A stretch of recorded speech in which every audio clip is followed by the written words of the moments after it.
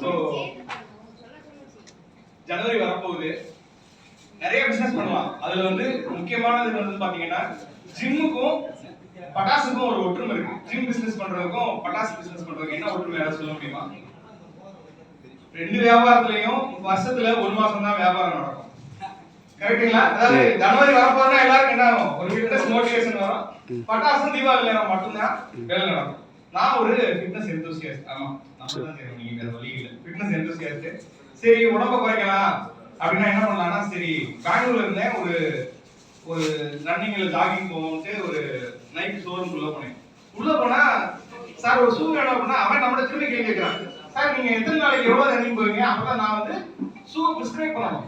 ஷூவை பிரிஸ்கிரைப் பண்றான். அது மாதிரி நான் என்னமோ ஒரு ஷூ கொடுத்தா ஓடலாம் அப்படின்னு நினைச்சிட்டு பார்த்தா ஆரம்பிக்கிறான். சார் அது 6700 ஆரம்பிக்கும். நயம் பட்ஜெட்ல ஒண்ணும் இல்லையா? சரி ரைட், ஒரு 1200 2000 ஒன்று வாங்கிட்டு நம்மளும் எக்ஸசைஸ் பண்ண கிளம்பலாம் அப்படின்னு வீட்டுல வந்தா வீட்டம்மா வந்து ஒரு ஆளா தேவை. எப்படின்னா சும்மாவே இருந்தா ஏங்க சும்மாவே இருக்கீங்களே, எதுவும் எக்ஸசைஸ் பண்ண மாட்டீங்கன்றது. சரி இல்ல காலைல கிளம்பலாம்னா யாராவது இந்த கிரஷுக்கு இல்ல லவ்வருக்கு வந்து மெசேஜ் அனுப்பும்போது பாத்தீங்கன்னா ஒரு கார்டியாலஜிஸ்டுக்கு வந்து ஹார்ட் சர்ஜரி பண்ணும்போது எவ்வளவு ஸ்ட்ரெஸ் இருக்குமோ அவ்வளவு ஸ்ட்ரெஸ் இருக்கும். எப்படின்னா இது அமிச்சா தப்பா நினைச்சுவாங்களோ, இது அமிச்சா தப்பா நினைச்சுவாங்களோ, ஒரு வார்த்தையும் பார்த்து மெசேஜ் அனுப்புவோம். அந்த மாதிரி காலையில சாக்ஸ் ஷூ எல்லாம் எடுத்து பீரோவை திறந்து நீங்க ட்ரெஸ்ஸை போட்டு கிளம்புறதுக்குள்ள எங்க வீட்டை மாப்ப முடிச்சிருவாங்களோ, திட்டிடுவாங்களோ அப்படின்னா அவ்வளவு பயத்தோட கிளம்பி நம்ம ஒரு வழியா வாக்கிங் போனோம்னா நம்ம இவ்வளவு பார்த்து போகும்போது எதிர்த்தாப்புல ஒரு அம்மா வரும். விண்வெளிக்கு போயிட்டு ரிட்டர்ன் ஆன மாதிரி ஒரு சூட்டு, பயங்கரமான ஒரு ஷூ. அந்த கெட்டப்ல எங்கதான் கிடைக்கும்னு தெரியாது, அப்படி ஒரு கெட்டப்ல எதிர்த்தாப்புல வந்துட்டு இருப்பாங்க. சரி, இதை தாண்டி போயிட்டு இருக்கும்போது பாத்தீங்கன்னா இந்த ஆதி காலத்துல முனிவர்கள் எல்லாம் சொல்லுவாங்க என்னன்னா, முனிவர் வந்து தவம் இருக்கும்போது இந்த அழகிகள்லாம் வந்து டான்ஸ் ஆடி அவங்க பண்ணாங்க. அதெல்லாம் உண்மையா என்னமோ எனக்கு தெரியாது. ஆனா நம்ம வாக்கிங் போது மட்டும் பாத்தீங்கன்னா இந்த பருப்பு வடை போடுவான். அந்த பருப்பு வடை வாடை வந்து வரும் பாத்தீங்களா, உங்களோட ஒட்டுமொத்த ஃபிட்னஸ் கோலையும் காலி பண்ற அளவுக்கு அந்த பருப்பு வடை முடிஞ்சிச்சுரா. அப்புறம் அந்த மீம்ஸ் எல்லாம் வரும் என்னன்னா, காலையில வடை சாப்பிடுறவரும் வாக்கிங் போறவரும் வடை சாப்பிடுறவரும் ஒரே ஆள் தானா, அது நம்ம தானா அப்படிங்கிறது வரும். சரி, இதெல்லாம் பண்ணிட்டு இருக்கும்போது கொஞ்ச நாள் கழிச்சு என்ன சொல்லுவோம், இன்னொரு பையன் வருவான்.